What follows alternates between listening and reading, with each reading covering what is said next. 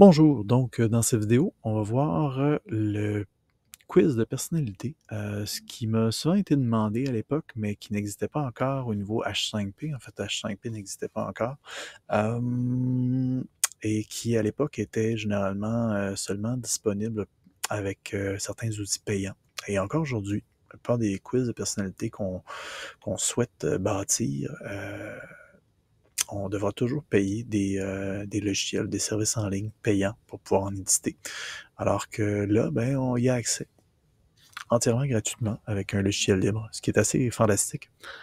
Alors, ce que je vous propose, c'est de regarder tout simplement, comme pour les autres outils, ce à quoi ça peut ressembler. Donc, très brièvement, oui, on peut donc avoir un départ comme ça, mais on peut donc tout simplement répondre à des questions de manière iconographique, etc.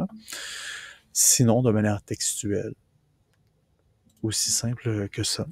Donc, sinon, là, ici, c'est iconographique et textuel.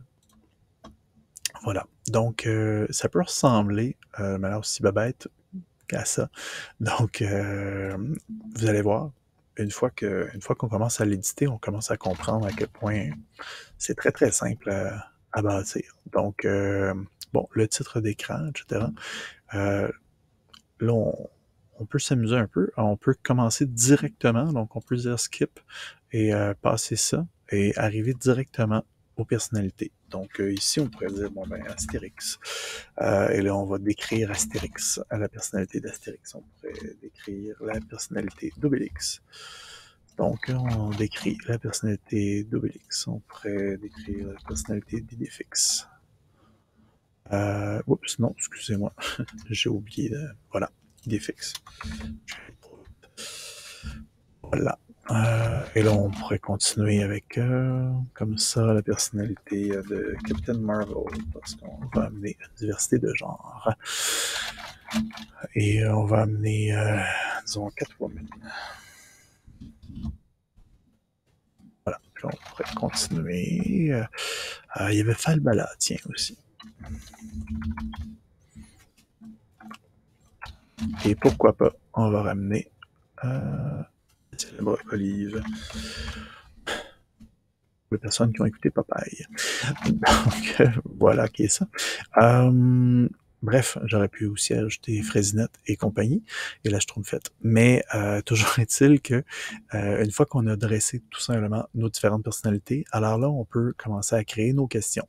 Et là, question par question, on va être capable donc d'ajouter, si on le souhaite, une image à notre question.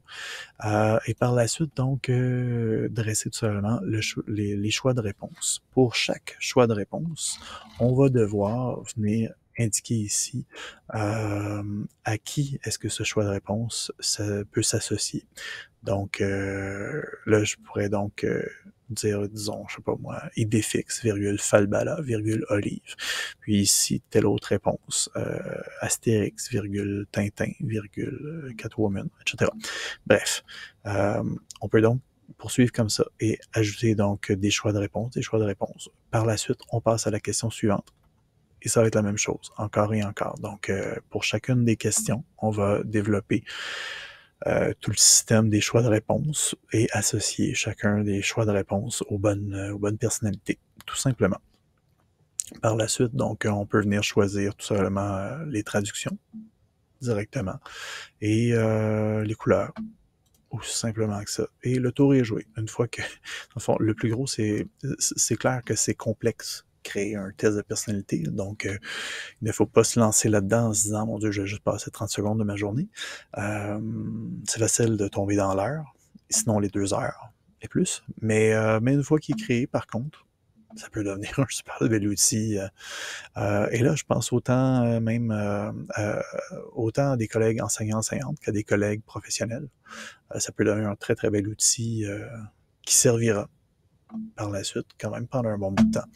Donc, voilà. Alors, un travail de patience, un travail qui est quand même rigoureux, parce qu'on ne crée pas un test de personnalité pour le plaisir et sans réflexion. Mais donc, voilà. Alors, si vous avez des questions, n'hésitez pas. Et je vous souhaite une bonne exploration pour cet outil-là. Très intéressant, mais qui demande beaucoup de rigueur au niveau des associations de personnalités. Merci, bonne fin de journée.